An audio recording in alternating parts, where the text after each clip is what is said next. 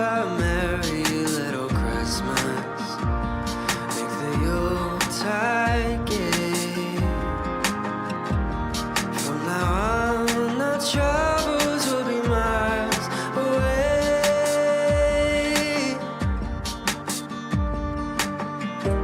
Here we are as in olden days, happy golden days of yore. Faithful friends who are dear to us, gather near to us once more. Through the years we all will be together, if the fates allow. Hang a shining star upon the highest bough,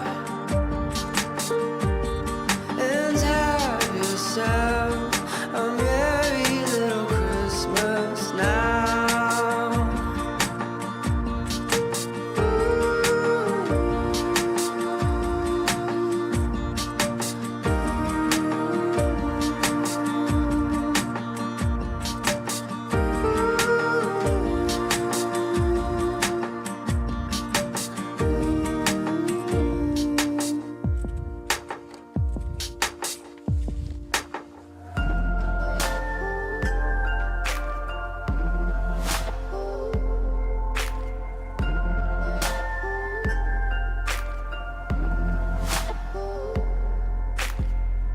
Silent night, holy night, all is calm, all is bright.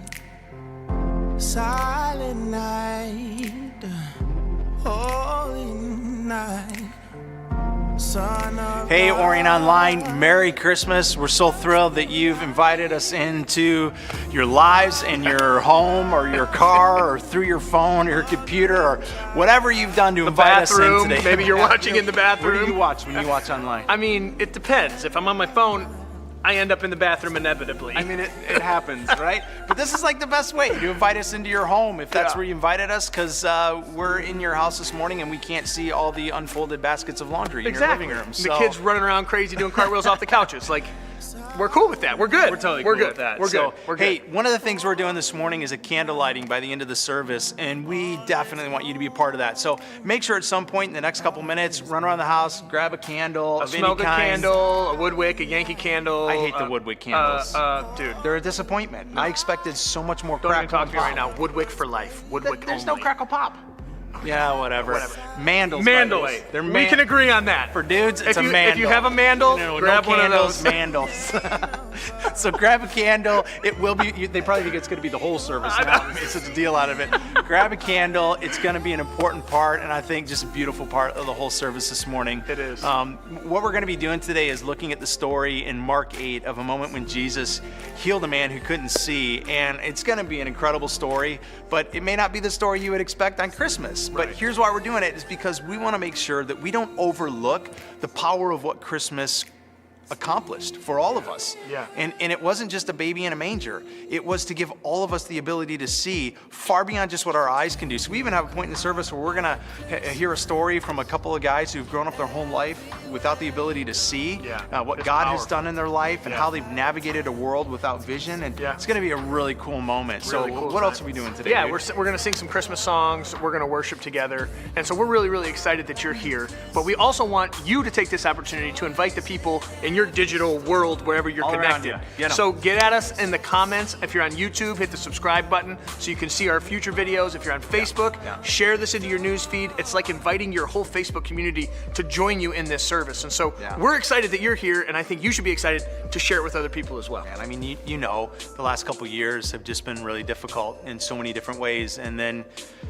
even more recent, what we've experienced just north of us with our neighbors in Oxford and the tentacles that has created that's touched and impacted so many lives.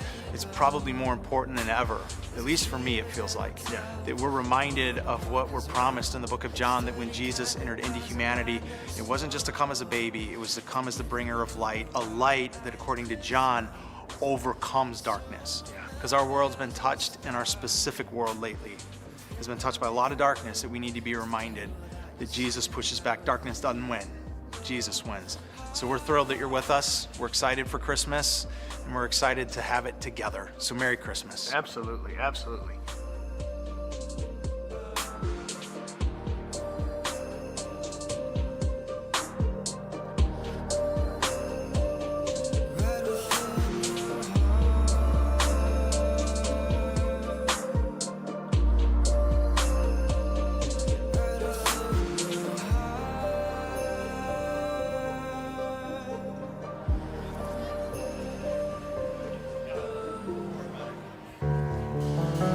What is going on, 11 p.m. crew? How we doing? Merry Christmas. It is good to see you all. Or I guess Merry Christmas Eve, right? You guys know, I've got a 7-year-old and he, hey, quiet down. I'm trying to tell a story here. Gee whiz. I've got a 7-year-old and he comes to me yesterday morning and he goes, Dad, Merry Christmas, Adam. And I was like, what? It was like a really bad dad joke. I was like, what are you talking about? He goes, because Adam came before Eve, and this is the day before Christmas Eve, so it makes sense, right? And I was like, I guess. But anyways, if you've never been here before, my name is Matthias, and I'm the worship pastor around here, and wanted to welcome you guys here. We're going to go ahead and we're going to stand up, and we're going to have some fun. We thought it'd be really awesome to open up this night with some, there you go. There we go. Thought it'd be really fun to open up with some Christmas songs that everybody knows, so everybody just sing along.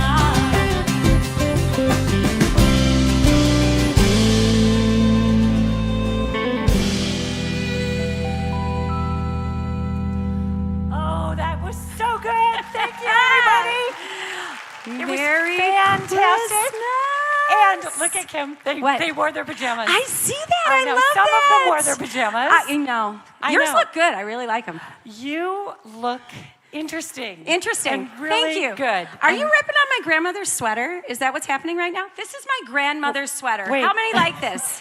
Um, Come on. Thank you. Anna Mae would be proud. I'm just saying. All right. Okay. Is she deceased? She is. Okay, I'm She's, so yes. sorry. Wonderful, beautiful woman. All right. Well, So- my name is Susan. I'm part of the Orion team, and And I'm Kim, and I am also part of this crazy team. very much so. So, Yeah. you guys, we're so happy that you're here for the 11 p.m. service. We're going to bring in Christmas, and you know what? It is my favorite. It is my favorite every year, hands down. It's so good to be here with you to celebrate. And we will admittedly tell you we're just a little bit slap happy. A little bit slap happy. This is our 7th service Yep. over the last couple days. So I wanted to give you just a quick photo of what happened after the 3 p.m. Yeah, it's a little What do we scary. have? It's coming. What? What is happening? Oh Who gosh, is that? I'm sorry, Craig. I didn't realize that Wow. was there. Wait, never Wait, mind. Get Craig, that down. is Get that- that down. Hurry up. Wow. Get that down. Oh. Huh. God, That is they're gonna keep Craig. it up. To your right, just so people are aware. All That's right. good. Matthias looked So- scared. He's terrified. He did. He Are looked you very kidding? scared. I That was know. an awkward moment. But sorry, Craig. It was just there. I had it on my phone. Sam and we liked had it. to share it. Sam's laughing. So this I is love going to it. be a Hey, great do I get night. to tell my jokes or no? Well, yeah. I do? Will you? Well, I don't know. Wait. I do Okay, have I'm ready. one. Here it Okay, is. You I'm ready? good. Yep. So, what do you call a rude reindeer? Oh. A rude. Oh, thank you. Oh, that wasn't so good. Okay. That was really all good. right. Are you ready? Yes. Okay. Okay. Why does Santa Claus have 3 gardens? Anybody? No? Nobody. So he can say, ho, ho, ho. Get That it? was good. Yes! Wait. Somebody here liked you had another one. I know you do. 'cause I you had told another it one? to me. Okay, One wait. more. I did. I had One another more. one. It's more. here. I'm Here it getting is. so much closer. Okay, here we go. How much did Santa pay for his sleigh? Anybody? Oh! Oh my gosh. You know what? Nothing. Seriously, because even it was though you on knew that, you the should have house. never yelled you get it it out. Get Come it? on. That was really good. Does he get a prize? I think maybe. Do you have a Okay. prize for this man? No? A high five. high Air fives. five. Woo! Okay. Bam. Well, you guys, Well I thought you done. were going to crash. What's going on? You guys coming up? Come on. Oh, Oh. cut us off. Do it. I guess we get to keep I talking. thought there was a big hook. Wait, No? I have more photos, guys. This is why we don't usually give them a mic. Y'all can go ahead and sit down for a minute. You should have asked the kind people to sit down for heaven's Yes, sakes. yes, have a seat. You and your Hey, jokes. I do want to take a second. I do want to take a second and thank Zach for wearing the his shoes? pajamas tonight, because I'm pretty confident he sleeps in this every night. Boots, hat, jacket, and all. I told him, I was like, I can't picture you Well in done, anything Zach. but that. So I mean, thank you for participation. Is that your Excellent. pajamas, though? What? Yeah, kind of. It's my ugly Christmas sweater. Mine would have been highly inappropriate to wear. Yes, no, you don't want. It you would don't have been want that. awesome, but I'd have been fired tomorrow, so Yeah, I didn't wear you mine. would have gone out with a bang. Yeah, so Yeah. Merry Christmas, everybody. Hey, I'm just curious, how many of you have been to one of the services already in the last couple of days? Okay. All right. Raise those hands higher, like you're proud. Like, yeah, it was dope. We loved All right. it. Yes. Wow. Okay. You're Well, like, to the 6, would you say? It looks like 6. you got 6 people were. Yeah, To the one rest at of each. you, you just jumped into, I think, the craziest of all of our services. We're going to Yeah. have fun. It's Yeah. going to be a little different than the rest of them have been. But I think we saved, in many ways, the best for the last. We've actually got some stuff we're going to do this service that we didn't do. The other, like the picture of me on the screen. We're going to talk about that on That Tuesday. was classic, though. That's immortalized on YouTube now. Like, that's there. So there's this guy that used to be around here, and he had a thing he did pretty often. You may recognize his name, a guy named Dave Wilson. Apparently, Wilson had this thing he would do. Matthias, which one's yours? Where are you at? Yeah, that one right there. This you? Yeah, that one right The there. Yamaha. All You right. just- yeah, you lift it, and yeah, so there we go. he would play the guitar. You guys remember when he'd do that? He'd come out, he'd do his little Dave songs. He'd sing something nice for you. I actually don't know how to play it. But Sam. Here we go. Sam does I actually do know how to play. Ready? So, You guys Sam, ready for this? We're going to Here we start go. a new tradition. Except here's the deal. Okay, here we go. Okay, so here's the deal. Oh. Craig's son, Tobin, has told me that he knows how to play, yet I only see him holding guitars. Boy, he didn't even. He's like, oh, yeah. He didn't even resist. Yeah, no, he's one of those guys at the campfire that's like, oh, hang on, I'm tuning. Hang on, I'm tuning. Give And me a never second. actually plays anything. Hang on, yeah, I've never ever, do you even know how to play? Wait, don't pull that yet. We were Okay. instructed. Hey, we got thumbs up. Let's go. Here, Tobin, let's see this, dude. Tobin is the self-proclaimed king of Kensington, Have you by the ever way. heard him play? No, I haven't. It's mayor. I think he calls himself the mayor. The mayor of Kensington. Yeah, he has a title. Yeah, there he is. The pastor's kid and a decent guitar player, I guess. All right, you got 30 seconds. Okay, let's see. Bring You got in like Christmas. 10 seconds. Show me your stuff. Or a minute. I don't know. What do you got? Go hard, dude.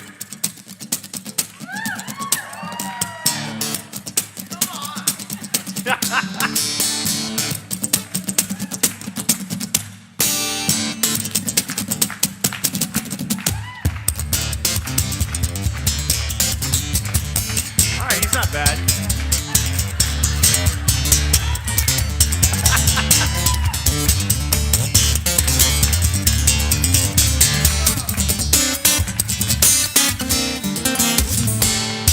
I don't even know what that is. Wait, yeah, this is cheating. Hang on. He's playing like 3 instruments at once right now.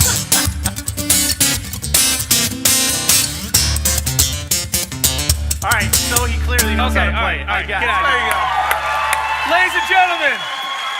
Ladies and gentlemen, the mayor of Kensington, Tobin McGlasson. I love it. Hey, All right, Zach, so eat your heart out, man. Last thing we Eat want to your heart do. out. A number of you got coffee or hot chocolate or something when you walked in. 7 of you grabbed a special cup. On 7 cups, if you pull the sleeve down just a little bit, And you didn't even know. is the word joy. If you've got the word joy on your cup, hold it up. Come on, we're gonna make We it got a rain little gift something for cards. We're gonna make it rain. We're right over here. Should I like whip it at you, frisbee style? So here No? we go. All right, hey, let's go. need I got you. Susan. Yep, Susan, I you're got you. staying. Let's go. Give me Let's go. some. Where we at? Here, Sam. Where we? I got a bunch of them. Here, Yeah, you take some. Give me Kim. Where- Kim. Hey, Kim. Here, right here. Get it. Who's All right, got let's it? get Raise 'em. your hand. Where you at? All right, right there. Hey, I'm frisbeeing it. Okay, no more frisbeeing. Don't steal it. My bad. Sorry about that eyeball. Okay, right on. There's 2. We got one over there. I can't frisbee that far, guys. I already tried. All right, you guys got to pass Man, it down for me. They're all over the place. They're all, okay. I got little dude. I got in the back. Anybody over here? Oh, this is the busted section. You guys didn't get hot chocolate, huh? That's all right. Anybody over here? Where we at? Right there. Okay, we got that one there. How do I have an extra gift card? I got an extra one too. Somebody just lied. Go ahead. Yep, okay. Do you have joy? Okay. Well, that's all right. You lied. You lied first, so you get the gift card. Perfect. Love it. First one on the draw. I'm all out. I'm all out. All right, are you done, Sam? I'm all out. All right, so could you guys put up the rest of those photos? No, I'm just kidding. There's no more photos. There are no more for tonight, anyway. First, I just want to say, again, how happy we are to see you. And secondly, if you're new here, I am so sorry. I'm really sorry, and we do better most of the time. But if you are new here, actually, we have something for you on the way out that will tell you a little bit about our kids, our students, our young adults, our move out, our global partners, all kinds of things. So be sure and grab this so you know what's coming up and what we do around here. So anyway, we're actually going to bring it down a little bit. We're going to focus for a moment here. And I have the privilege of reading a prayer for you that really will give you a moment to set your hearts. It's a prayer written by someone by the name of Devon White. And really what happens is it helps us remember how Jesus is the light that brought final light into a dark world. So here we go.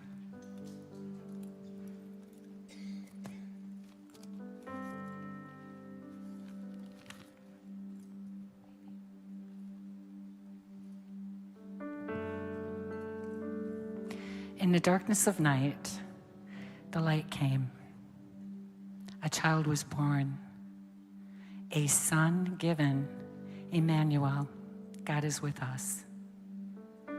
All heaven and earth rejoiced, declaring news of the newborn King. good news of joy, a new hope of everlasting peace. Mary wrapped him as a gift, treasuring this moment in her heart. God's gift to all the world, holding the light of life and love, the wonder of it all. He was born, he lived, he died, sinless on the tree, defeating sin, death, and the grave, a living sacrifice. He set all captives free. God with us, Emmanuel, our living hope and the Prince of Peace.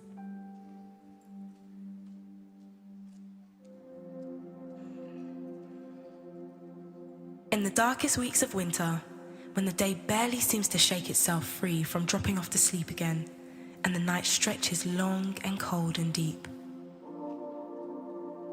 it is then that the people trundle greenery and lights into their homes. We haul out tangled reels of twinkle lights to make our neighborhoods gasp-worthy, to reflect in the wondering eyes of children, and to warm every passerby. Our existence revolves around light. Our own planet loops in endless adoration around the sun. The seasons, days, and our sense of time all hinge on the angle and span of its rays reaching down to touch us. The light makes green things grow.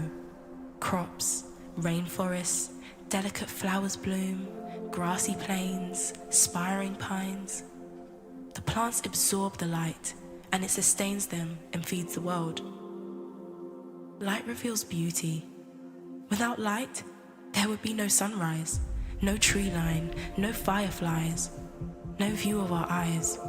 We could not behold the glistening on the waves, the million pinprick prisms in a diamond, or the smile on a loved one's face. And for us, the light draws us up out of bed, out of our stupor, and we wake. Light energizes us to move, work, and play. When we're caught or lost or pressed down in darkness, light beckons us forward and promises us freedom and refuge and wholeness. But what if all the light is swallowed by darkness? The power goes out and every tree and rooftop goes black. The tall, waxy candle refuses to light. The stars disappear one by one, as if plucked deliberately from the dark sky. The sun is held down beneath the horizon and cannot rise. If darkness extinguishes the light, what would we feel? What would we see?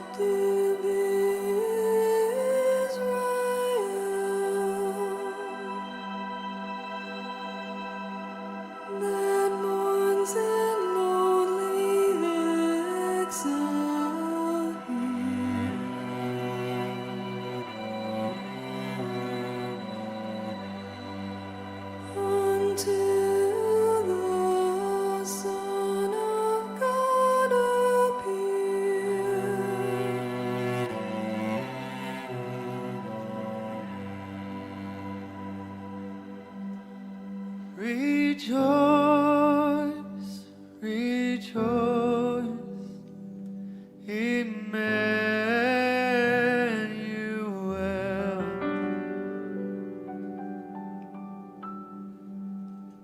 shall come to thee, O Israel.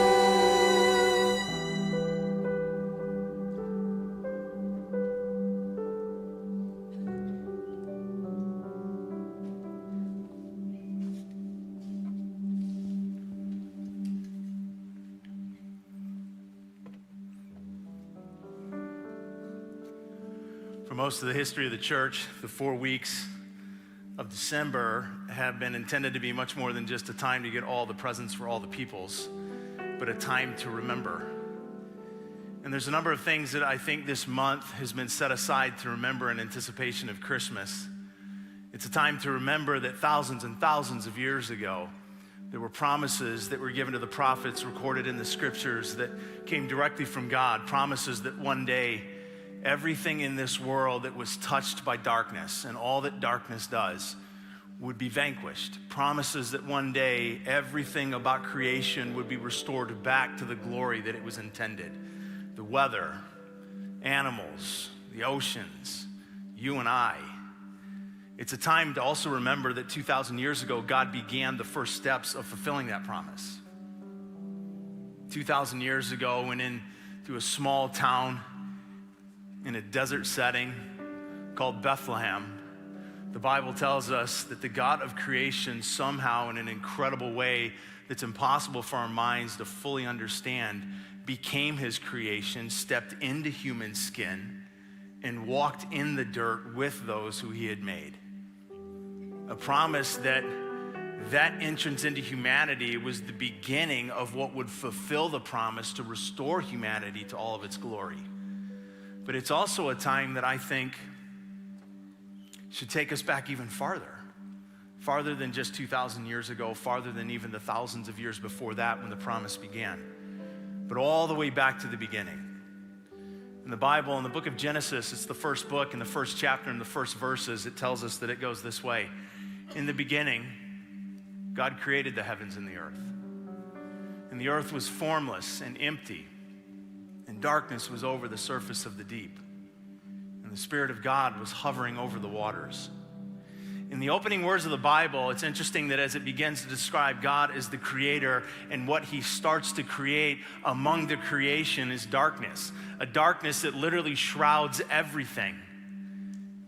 A darkness that touches everything that had been created at that point. And darkness itself, interestingly enough, can create things too. I think darkness has the ability to create fear, to create isolation, to create a lack of clarity, to create loneliness. Hurt is described as darkness. Suffering is described as darkness. And thankfully, God wasn't done creating at that point. The very next verse, the third verse of all the Bible, contains 4 of the most important words in the entire scriptures. They're words that don't just speak to what he did in the beginning, but what he does still today, and it is a part of what he will do to fulfill his promise of restoration. And it was those words, when he spoke them, recorded in the third verse, that sent his voice like a knife through the dark, that pierced it and shoved it back for the first time ever, those words being, "Let there be light." And so part of the story of the Bible is that at least for a season of time, everything in creation was exactly how God intended it to be. There's accounts of the fact that prey and predators lived in harmony, that humanity was in harmony, how we saw ourselves, treated ourselves, saw and treated one another, that even the planet itself was in harmony. There wasn't days that were too hot, there weren't days that were too cold, there weren't tornadoes that ravaged lands, that everything hung in the balance of perfection and glory as God intended it. But part of the story of the Bible is also that did not last, that there was a point when darkness again entered humanity. And this time it wasn't a physical darkness, it was the darkness, according to the scriptures, that was the product of every single decision, going all the way back to the first of our ancestors to this day, to each of us. Every decision to, at any level, great or small, begin to reject God. The first of God's creation began to think at one point that they could do life better without him, that they were wiser, that they were smarter, that they could achieve more. And from then until now, there is a pattern in humanity to drive God away.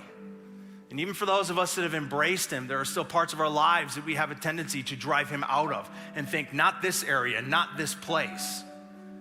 It's a move and it's a behavior the Bible again and again describes as sin, which is the putrid essence of darkness. And it is the darkness that the Bible says entered into humanity after creation, after perfection, and broke everything. That's why 2,000 years ago, God again sent light into creation. But this time it wasn't in a fiery ball that hung in the sky. This time it was in the form of the baby that lay in a manger. In the Bible, in a book called John, John records it this way. He says, in the beginning was the Word. And the Word was God, and the Word was with God.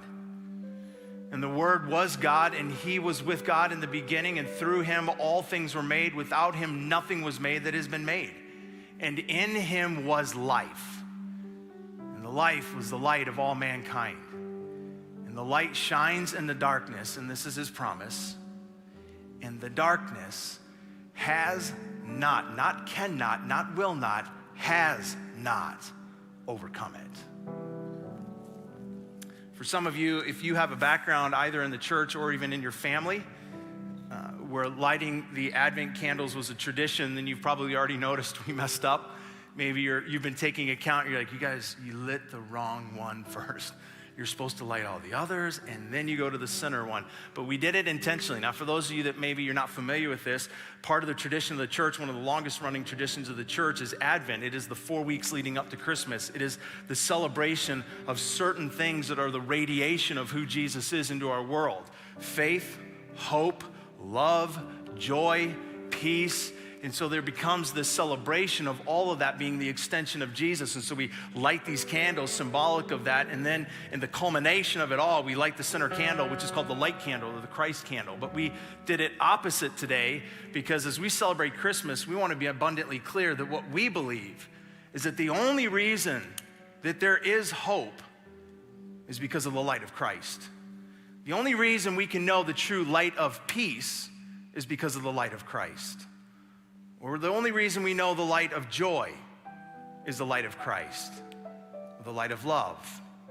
Again, an extension of the light of Christ. So what I want to do for a couple of minutes tonight is really just walk us through what it means that Jesus describes himself as the light of mankind. Because sometimes I think, especially at this time of year at Christmas, we throw around a lot of Christmassy or even just religious and churchy words or concepts like the light of the world, the light of all mankind. And if we're not careful, we can go through just a religious or a Christmassy service and kind of tradition and process, and we can miss that somewhere up here, this idea that could stay religious and ethereal and then the stratosphere fails to get pulled down to something that actually intends to be not just meaningful, but transforming in our lives. And I think when God comes to earth and describes himself as the light of mankind, that has to mean something more than just a religious Christmas idea. And I think it does. So I'm going to sit with that for a couple minutes tonight and ask, what does it mean that Jesus describes himself as the light of the world for you and I outside of these walls and in every day of our regular lives?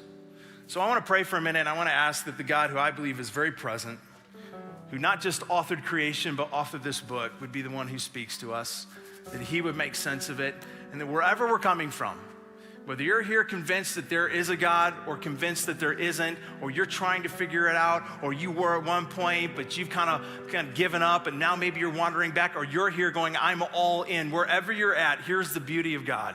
He knows that, it matters to him, and his desire is to meet you where you're at tonight. So I'm just gonna ask him to do that. I need it, and I'm gonna assume that we all do. So let me pray. Father in heaven, I just want to acknowledge that we do believe, many of us here, that the words in this book are more than words, that they are somehow, in a supernatural, miraculous way, they are breathed out of your very lungs through the lives and the experiences of people from long ago who walked with you, some who knew you, some who knew of you, but all who we believe were led by you to put these words into this book. That you would be less mysterious than you would otherwise be. And I pray that you would allow the words in this book this evening to somehow give us a greater sense and a framework of who you are, of what it means that you're the light of mankind. And that God, as we walk literally together this evening into the day that we celebrate you, the one who came into creation, would you come into this place, into this space, whether this room or all the rooms and places watching online right now, but most of all, the space that is us, our minds, our hearts, and our very being. Would you enter into those spaces, and would you speak, and would you be clear, And would you let us understand your voice? In Jesus' name, amen. So one of the things that I always think is interesting about Christmas, and it's one of the things that I love, is we don't all come from the same background, but this is one of those times a year that puts us all in a very common place. Because for some of you, church is a very regular part of your routine. You go week in and week out. Some of you, it's not a frequent part of your routine. You maybe go a couple times a year. For some of you, maybe this is the first time you've ever wandered into Kensington. Some of you, maybe it's the first time you've ever wandered in or tuned into church at all. But this is one of those unique times a year that regardless of what you know, what you don't know, whether it's a part of your lifestyle or not a part of your lifestyle, we know this. Like, we know the Christmas story. And it puts us in a very interesting way into a common place, into kind of the same level field. Because we know the story, we know the details, right? We know the story that tells us details like there was a young virgin Jewish girl, she was visited by an angel, she had this incredible promise made to her. We know the stories that tell us there was an unexpected journey because of a census that had to be filled out. There was no room in the inn, so they had to stay in the barn. We know the details of shepherds that come wandering in at some point, wise men that show up, that did not, mind you, show up the night of, like so many people think. They probably showed up more like 2 years later. We know the details of the bright star and the baby in the manger. Here's the problem. That's where most churches and most gatherings like this time of year camp and stay, is in the story of just the baby. But if you don't know, the baby grew up. And there is so much more to this story. And if we just hang into the details that most of us are familiar with and creates common ground, what we miss is so much more to the story. I have 3 kids. They're all with me for, how many of you guys come to, like 50 of the services now? You guys tired? It's good. Stay awake or you cannot open a present tonight. So my kids are all here, and 2 of my kids are twins. They're my daughters. They're going to be 15 on the 2nd of January. Usually they're like best of friends. Every now and then, girl fight. So just get out of the way when that happens. Even my wife, who did not grow up with sisters, she's like, you got to go take care of that. I'm like, I grew up with 4 sisters. I'm out. Not getting into that one. And so one of the scenes that happened recently is a fairly common scene over the years. My one sister comes to me, my daughter comes to me. She's got a little bit of a tear in her eye. She's kind of weepy. She's like, my sister just totally walked up out of nowhere and smacked me in the back of the head. I'm like, what? Why? She's like, I don't know. I'm like, well, what? Something had to happen that she just walked up and plowed you in the back of the head. She's like, I don't know. I'm like, well, we don't just hit people for no reason in this house. So, we don't hit people for reason either. just to be clear, the reason.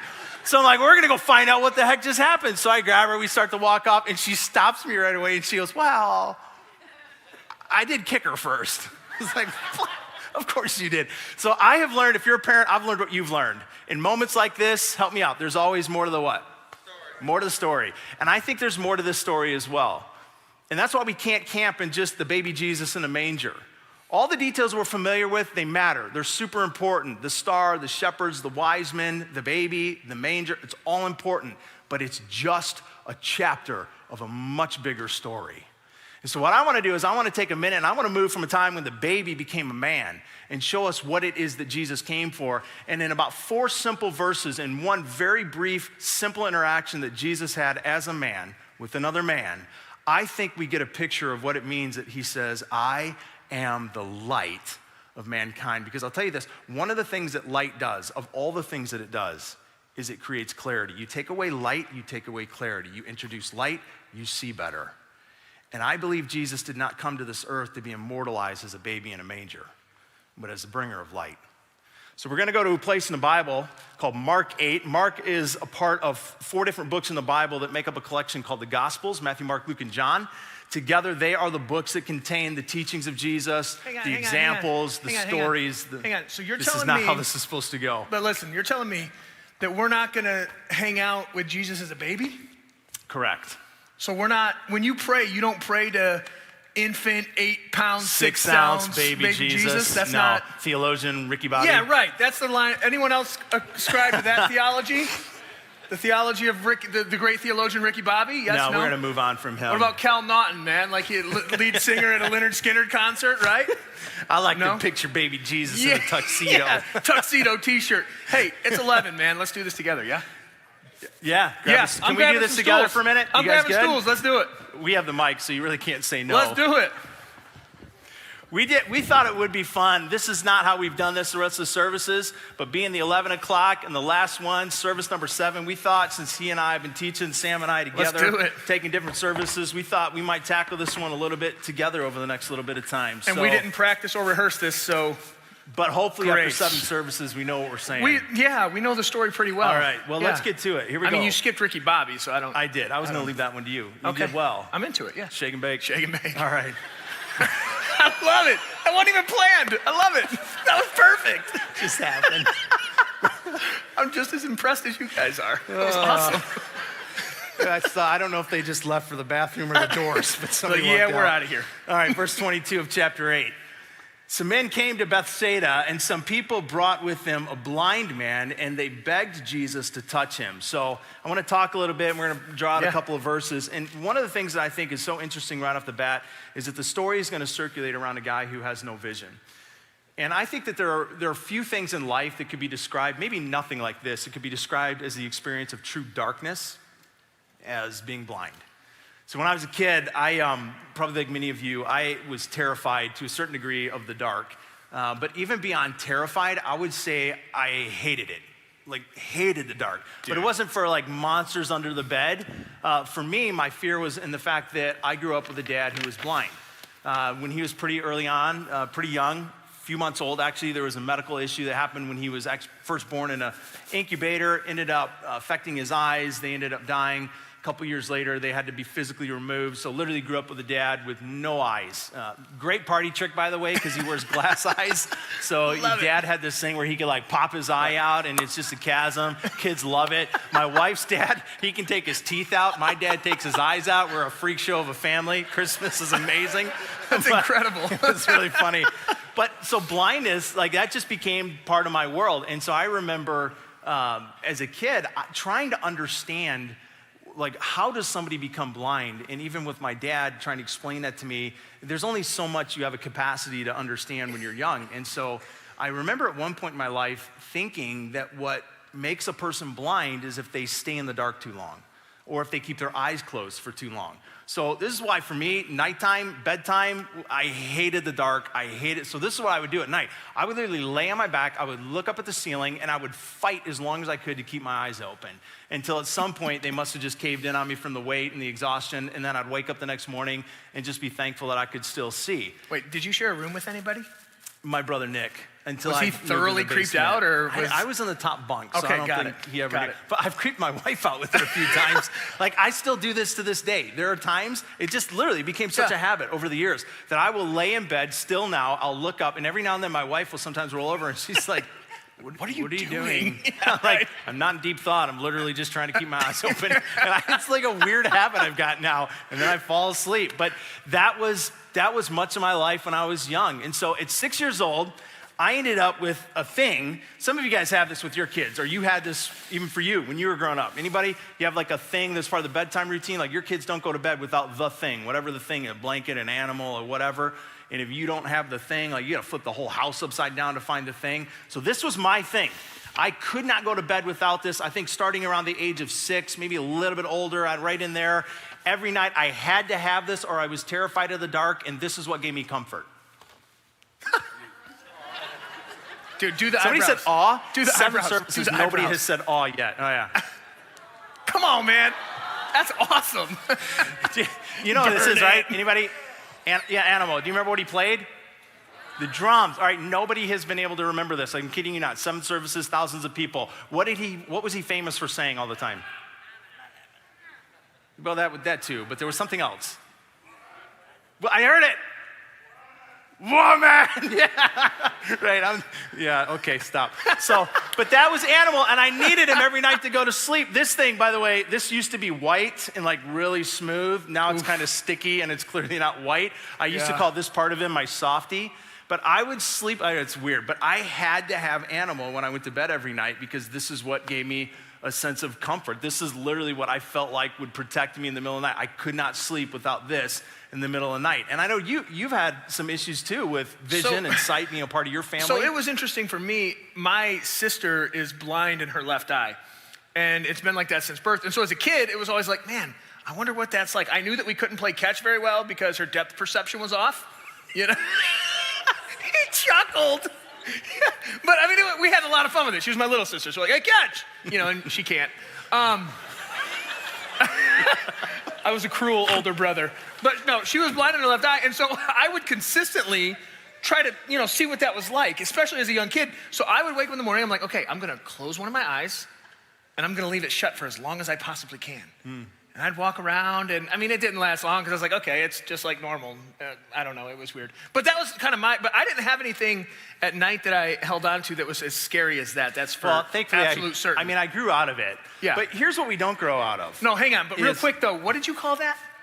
What did you call it? Softie? It was my softie, All right, because it was all right. soft. So we need to take the picture from earlier and put #softie and share it on social media and say Christmas Takeaway 2021. Susan, are we there? Good with it. We're Hey, there. It worked for me as a kid. I'm sorry, go ahead. So here's what I think we don't grow out of is we don't grow out of how even as adults we're unnerved by what darkness represents.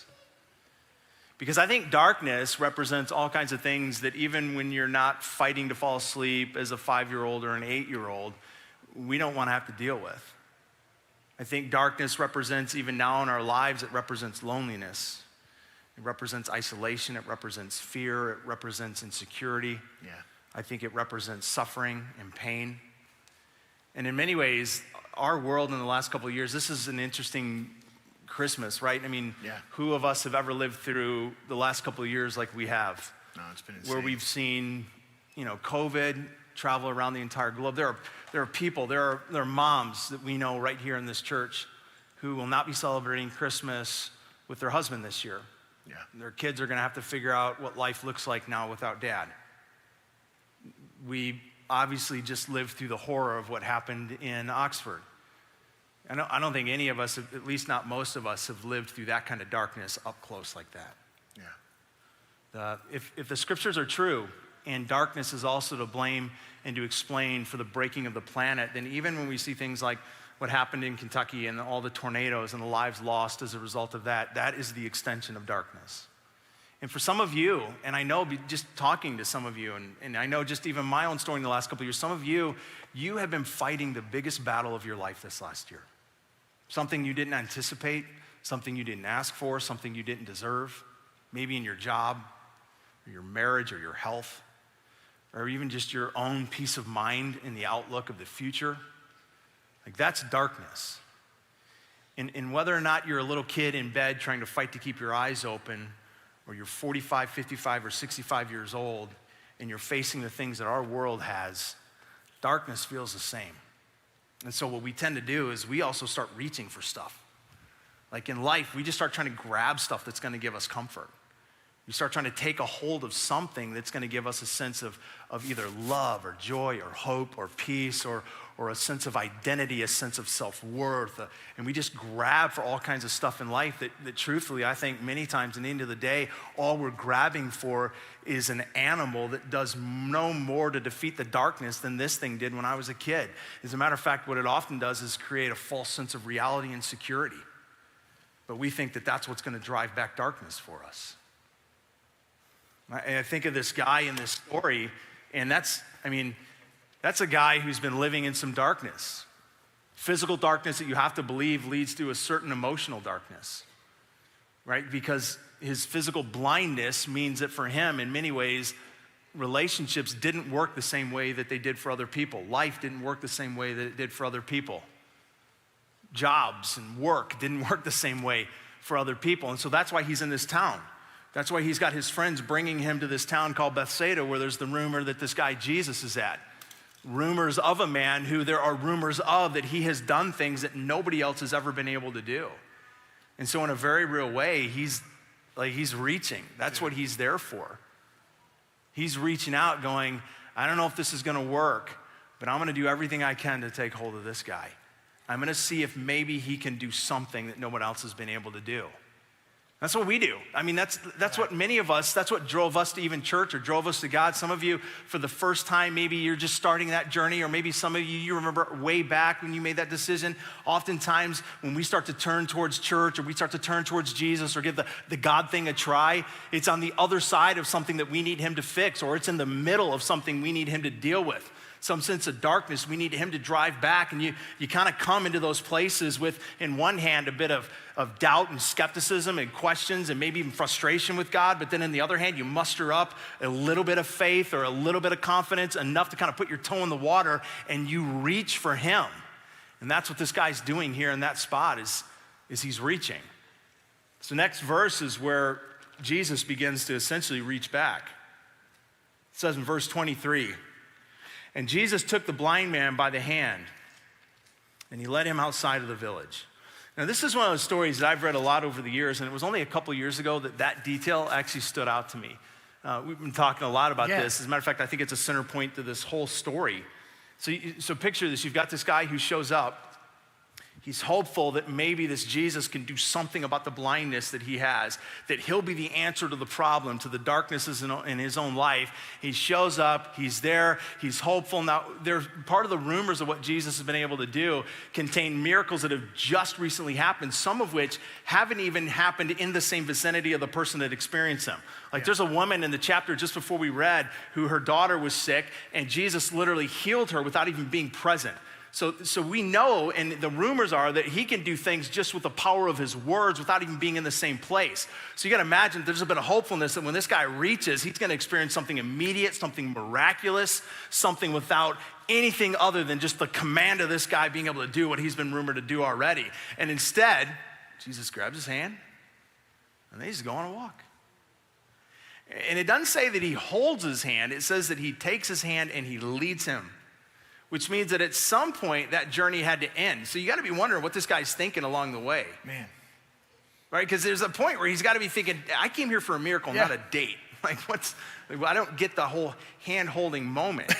And so there's got to be a little bit of disappointment. Totally. I mean, you have to think about it too. Like whenever you're reading these stories through the Bible, oftentimes we disassociate ourselves from the actual happening. But if you take a second and place yourself there, that you are the blind man coming to Jesus, right? And like you said, Jesus' reputation has been around. So he knows what this guy can do. He's coming with expectation. And you're right, he comes up and says, all his friends are like, yo, let's do this, let's get healed, let's do this. And so he comes up and he reaches out, and when Jesus takes his hand, think about what that guy's thinking. Think about what he's feeling. All of his hopes, all of his desires. Think about the disappointment that he's probably feeling in that moment, right? Because he's expecting bing, bang, boom, sight. And the crowd goes wild. But that's not what happens. Right. Jesus takes his hand and leads him out. And we've talked about this. We talked about this in all the services, the power of holding hands, the power of touch. You know, I shared a story of the first time that I ever held a girl's hand. Oh, man. How many? Okay, show of hands. It's 11 o'clock, I know. Show of hands. How many of you remember the first time that you held someone's hand?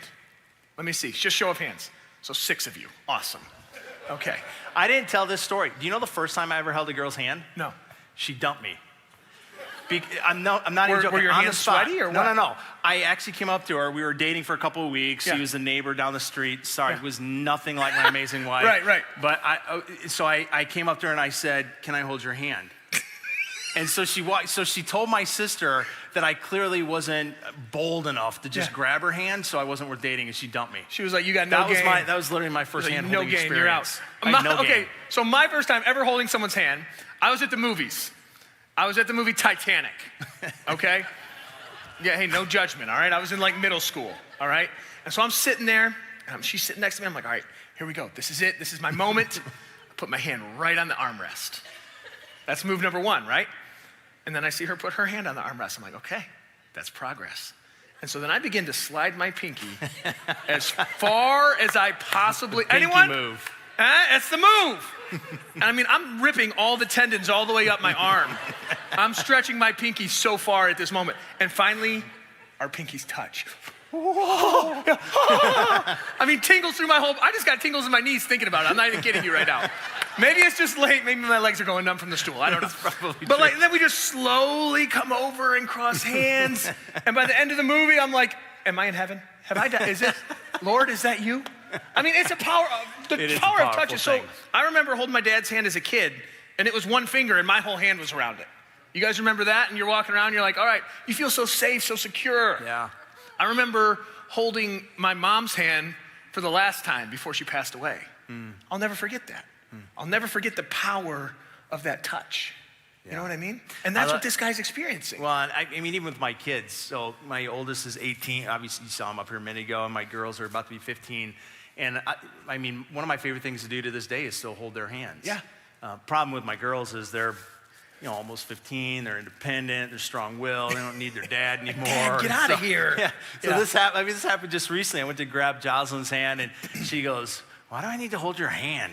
And so this is what I've gotten accustomed to saying: "You don't. I need to hold yours." She's like, "Why?" Like, because I love the feel of your hand in mine. Look, dude, And even my son, like, yeah, I know, they're totally embarrassed. They hate when I do this. They've heard it 3 times. But even my son, Tobin, like, when was the last time I held your hand? It's like, never. Never, I am not man. holding his hand anymore. But it's why I still touch him all the time. I've noticed it when we do drive together, even though it's not often because he's always driving himself these days. I put my hand on his knee a lot of times while we drive. It's why I kiss you so much, and I'll never stop. Touch is an incredibly powerful thing. And yet in this moment, the touch isn't what this guy wanted. And so I got to believe that there's at least a time, a period where while he's taking this walk with Jesus and holding hands, that there's disappointment that he feels. And maybe that's even what some of you have felt. I've talked to so many people over the years that in their journey with Jesus, frankly, I've felt this in my own journey with Jesus, that there have been moments where what I have asked for, what I have wanted, what I thought he would do, what I thought he would fix, what I thought he would answer, just didn't happen. And there's this disappointment that sets in. And here's this guy who's wanting something from him and doesn't get anything but a walk through the town holding hands. And you just have to wonder, why in the world is that what God chose to do in that moment? And I think the reason he chose to do that is the same reason why he tries to do it and chooses to do it with you and I. Yeah. And it's to teach us how to hold his hand, because touch is a powerful thing. I'm so convinced that sometimes the things that we ask for from God pale in comparison to the greatest thing he can do for us. Because the greatest thing he can do for us is not to fix something, is not even to answer something, it's not always even to clarify something. It's to give us himself. The greatest miracle that he can ever provide for us is him. Is a relational connection. He doesn't want to just be the God that says, bada boom, bada bing, and I'll be like the genie that gives you the 3 wishes. He says, no, greater than the wishes is me. I want to give you me. And so here's what I love, because there's more even to this guy's story, right? So Jesus has this moment where he walks him out of town, they're holding hands, and it takes this, if it's been disappointing, this is where it gets weird. It says worse. Here, when he had spit in the man's eyes and put his hands on him, Jesus said, "Do you see anything?" He's like, "Just a loogie." Yeah. It's like, I mean, so there's a little bit that's lost in this moment, because I read that and I go, I've never done a miracle personally, but that sounds more like a prank than a miracle. Yeah. Right? I did grow up the oldest of 7 kids, and that's totally something you would do to a younger brother or sister. Yeah, like, it's biblical. Jesus did it. Come here. Right. Yeah. Like, seriously, I'm doing this for your benefit. Yeah. No. And so here's the problem, is that there's a little bit lost in context because it's not in the text here. And what gets lost is the fact that there was a superstitious belief that saliva, to the Romans and to the Jews, they believed that saliva had healing powers. Yeah. Now, it was purely superstition because nobody had ever seen it actually work, but there was this belief, superstitiously, that saliva carried a certain kind of healing ability to it. But there's also this other thing that could be happening. Some scholars think that maybe what Jesus is doing is nodding back to creation itself. Because at the start of creation, Genesis tells us that the first person that God ever made, he literally, it's like sandcastle making. He literally sculpts man in the dirt, it says. And when he's got this dirt man, that he breathed into him his breath and he became alive. And you could almost imagine suddenly lungs grew and a heart formed and veins began to spread out. But it was with dirt and his own breath as he breathed into it. And so some scholars think maybe Jesus is nodding back to that as to say, listen, what I'm about to do for you, it's not just to heal you. It's not even just to answer the request you made of me. I'm about to do a whole new miracle of creation in you. And so I wonder if there isn't all of that at play, and into a way that maybe Jesus is saying, here's what I need you to know. I am the God above superstition. I am the God above creation. I am the God above everything. And then he proves it. If you read next, it just says, and this is how it finishes. The man looked up and he said, I see people, but they look like trees walking around. So clearly everything's not clear.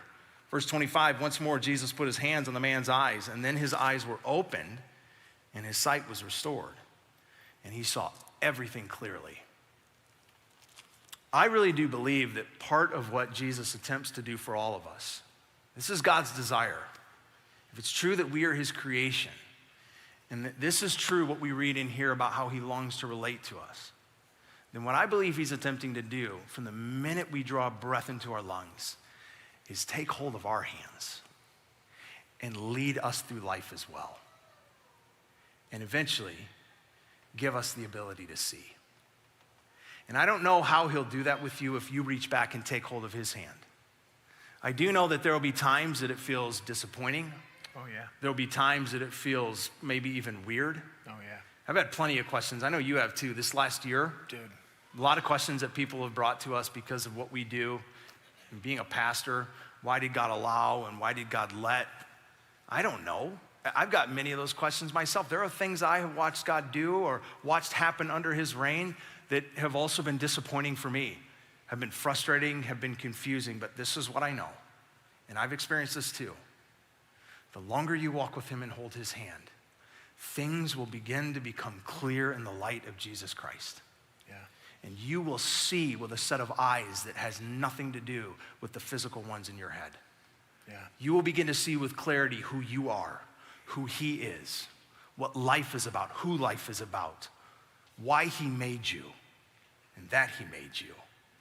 And it doesn't all happen overnight. No, right? No, it's a total process. This is what's kind of cool, is that this miracle that takes place, this is one of the only progressive miracles that we see in Scripture. This is one of the only times that Jesus partially heals and then completely heals and moves forward, right? And so it teaches us that it's a process. Like you're saying, holding his hand is not easy. Nobody says when you put your faith in Jesus, it's gonna be rainbows, unicorns, and butterflies, and that it's a cakewalk from here forward, right? It's gonna be a process. He never says it's gonna be easy, but you know what he does promise? All throughout Scripture, in all kinds of different circumstances, he says, I will be with you. That's the holding of the hand.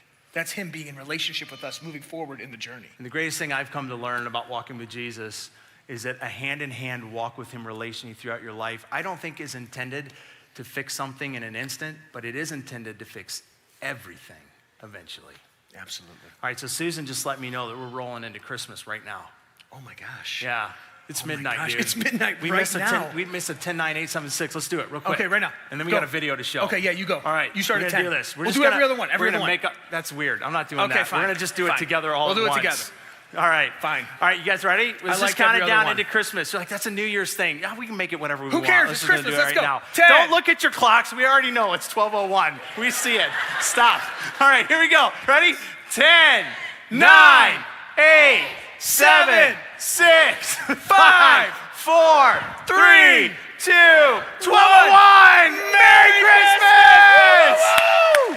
See that? I did every other one anyway, man. I was feeling it. All right, Excellent. so here's what we're gonna do. We want you to watch a story for a couple of minutes of two guys who have navigated life literally blind, no ability to see.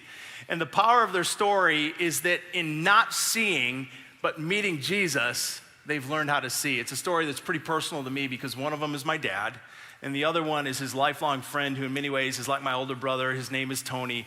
Here's their story. My eyes could see like a flashbulb from a camera or sunlight or a little bit of light for a while, but that was it. But probably by the age of 5, they atrophied. And some people say, well, then you just see blackness. Well, no, I don't see anything. There's absolutely nothing there. I was born premature. My mother had a ruptured appendix, which threw her into labor. So I was born at 6.5 months into the pregnancy, put in an incubator for 6 weeks. And when I was about maybe 4 months old, my mom said, she looked at me and said, he is not following my fingers, and took me to the doctor. And the doctor said, yep, he's blind. When he gets older, get him a pair of dark glasses. And that's all she was told. I moved to Michigan when I was 10, went to the special school, and the teacher said, Tony, why don't you show Craig around, let him know what everything is in here. And he took me on a tour, and we just got to be friends. And about 3 weeks later, we were wrestling around and collided heads. and my hand hit his head, and you'll excuse the expression, but this is the way we talked in that generation. I suddenly said, "You're a colored boy." And Tony goes, "Yeah, didn't you know that?" I said, "No." That was one of the times when I realized if I've known this kid for 3 weeks and didn't know he was black, then what does it matter? All it meant to me was, because of what I was told, that there's these, you're white, they're black, and a lot of people, especially back then, said you shouldn't be playing together or get together. And Tony and I just ignored him. We just, got to be friends. And a lot of times he would invite me over to, stay the night with him. At that time, there were a lot of taboos about, not associating with, if you were Caucasian, you didn't associate with African American people. But like I said, we just kind of overstepped that. And Craig had been trying to get me to, Craig was he loved to ride bikes. I did. He really did. I could balance on him perfect. It was phenomenal. He had been trying to get me to ride the tandem with him. Matter of fact, he said that we were going to go down the alley. Yeah, there was an alley in back of our house. Yeah, and there wasn't going to be any problem. It would be a straight shot. So we hopped on the tandem. Yeah, he was on the back, Yep. where you can't steer at all. All he could do was help pedal, and Yeah. I was on the front. He was steering. And doing the steering. Yeah. And so we were moving down the alley at a nice rate Clip. of speed. I don't want to interrupt you, Okay. but I got to admit this part for myself. All right. I got real confident, and so I sort of turned around. Oh, boy. And I said, "Now, don't you really feel bad Oh, that's true. Yeah. that you didn't want to trust me and ride on this bike?" Yeah, that's Just about when he was Yeah, ready to I was answer, getting ready. someone parked their truck back there. And we did not know it. And we hit that thing, and I was so Slammed upset. into that truck. I He flew said- off the I said, bike. "Man," I said, "don't ever ask me to ride with you anywhere on anything." I was upset. He wouldn't even. I said, "Get on this No. bike and I'll get you back to No. our house." He would not do it. Each had a job at a local hospital in the dark room developing the x-rays, which was perfect for us because we got around in there better than anybody else did. For me, the dark room was significant because that's really where I met the Lord Jesus Christ, in the dark room. I had been struggling with whether I was really a believer or not.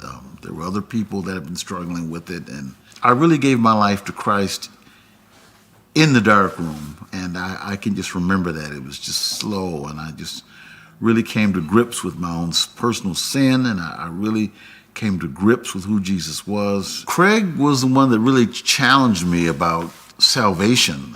I hadn't really even thought about it, but one day, I think it was after church, and he asked me, "Tony, are you really saved?" And I thought about it, and I said, "No, I don't think I am."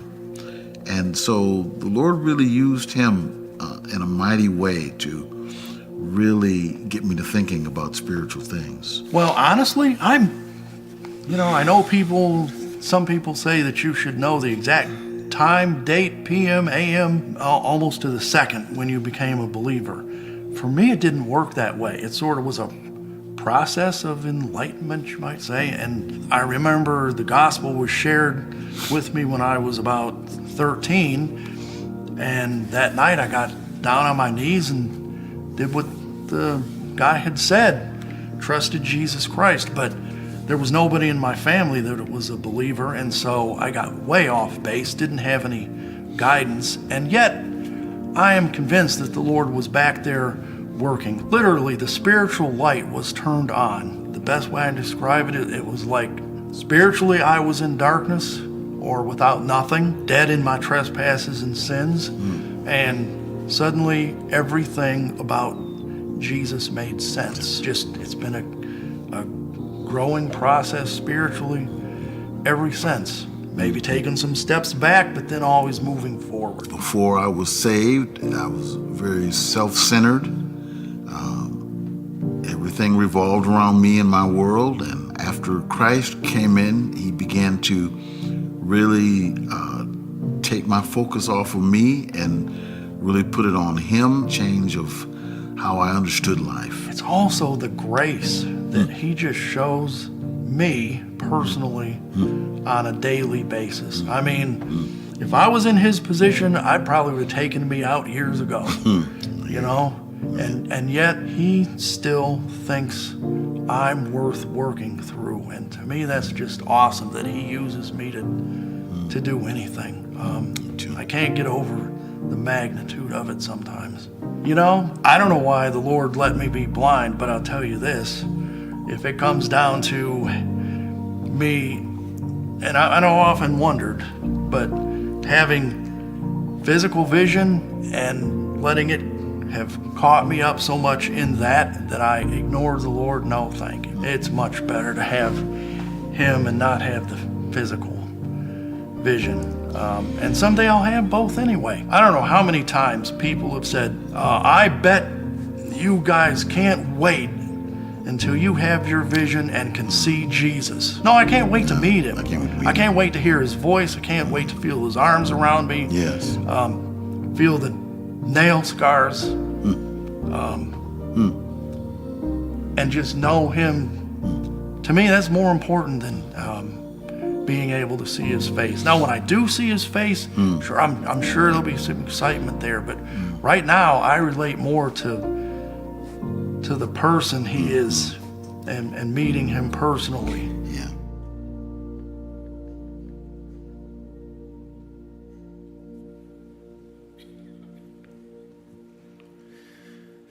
There's so many other stories that we just didn't have the time in a short video to include, but those two are absolute goofballs. And there's stories that they tell of getting pulled over by the police when my dad drove a car more than once, with a friend of his coaching him through which way to turn and when to turn, and just all kinds of bizarre stuff. And I always like to joke because they'll actually lead each other. I don't know if you've ever seen like a blind person. What they'll do is like my dad will grab my shoulder, my elbow, so he'll be behind me, and that's kind of how I'll lead him when we're walking. So they'll do that with each other. There's a verse in the Bible that says the blind won't lead the blind.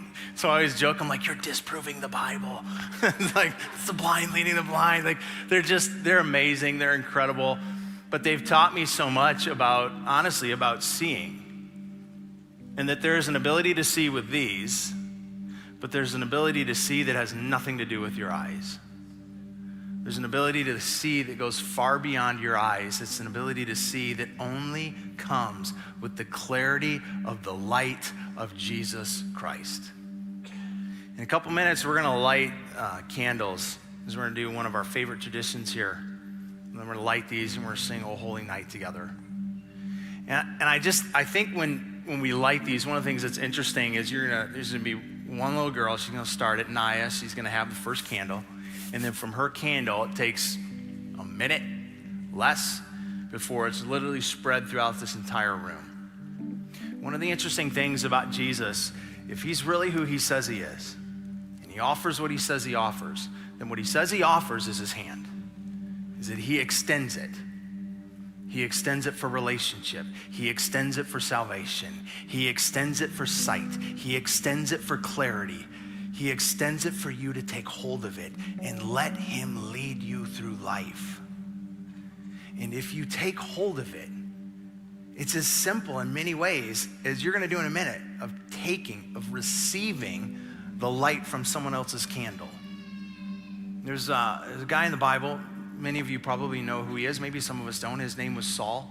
When he first makes his appearance, he absolutely hates Christians. His whole mission in life at that point was to destroy Christianity. He was responsible for overseeing the death and the execution of different people who were some of the early Christians. At one point, he has his own interaction with God, and the light of Jesus comes to him and opens up his eyes, and he sees more clearly who he is, who God is, what he's been doing.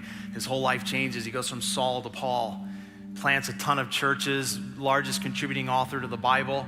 And one time he writes a letter to a church in Rome that he started, and in one of the chapters that he writes to them that was originally just simply a letter, he gives explanation for how I think we begin to do this process of receiving from Jesus.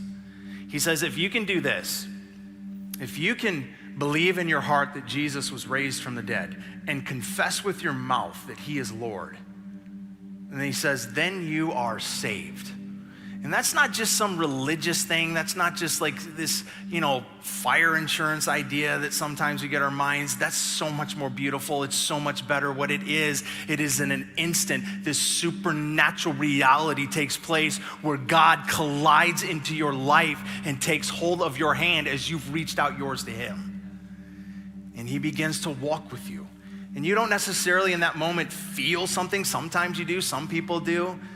It's not like you hear trumpets in the clouds, but what begins to happen is this very simple, personal, tender moment of God starting to take you by the hand relationally and teach you how to see. I don't know if you've ever done that. I don't know if some of you just feel like, I have done that, but man, I just feel like I need to squeeze his hand tighter this next year, right now. I just want to lead us in a prayer for a moment. Whether you would say, I need to take hold of Jesus' hand for the very first time, or I just need to take hold of his hand tighter this next year, would you just do this with me? And then we're going to light these candles. You just close your eyes. And for those of you that are in either one of those places, I need to just hold his hand tighter, or I need to take it for the first time. I just want to pray for you, and I want to pray with you, and I want to give you a couple of words to just use as a prayer. There's nothing magical about these words. You won't find them in the Bible. I'm just going to give you words to use.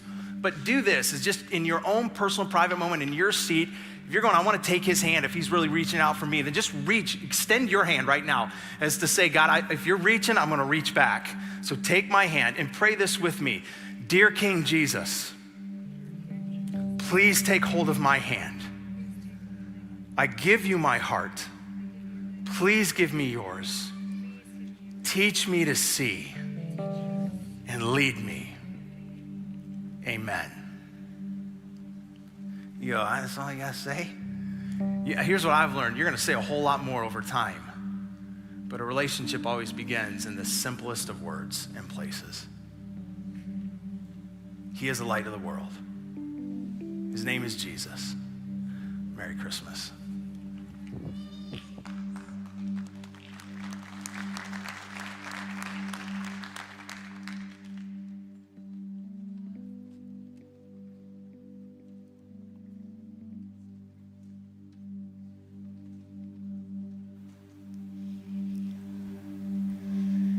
Said the night went to the little lamb. Do you see what I see? Way up in the sky, little lamb. Do you see what I see? A star dancing in the night with a tail as big as a kite, with a tail as big as a kite.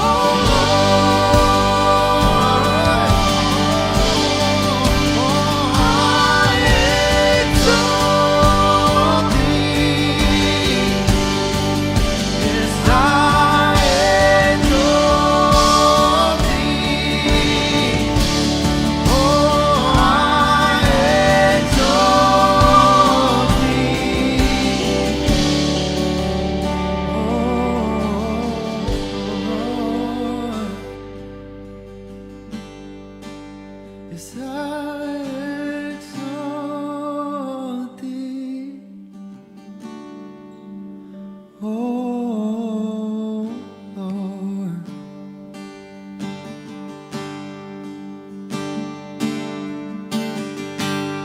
All hail King Jesus. All hail the Lord of heaven and earth. All hail King Jesus. All hail the Savior of the world. As I exalt thee, I exalt thee, I exalt thee. Oh.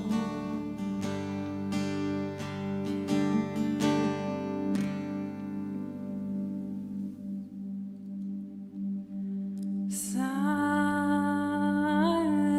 night, holy night, all is calm, all is bright, round yon virgin mother and child. Holy infant, so tender and mild, sleep in heavenly peace. Sleep in heavenly peace. Silent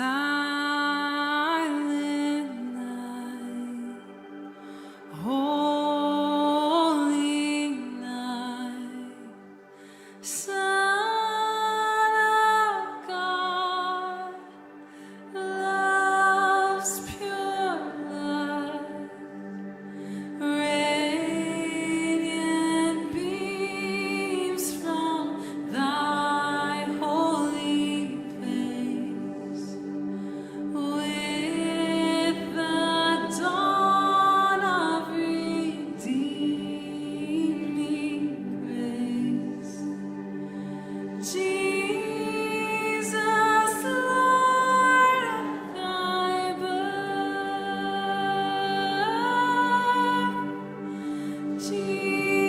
Jesus, Lord of thy birth.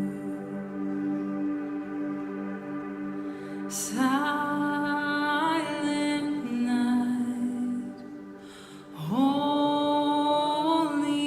night, all is calm, all is bright, round yon virgin mother and child.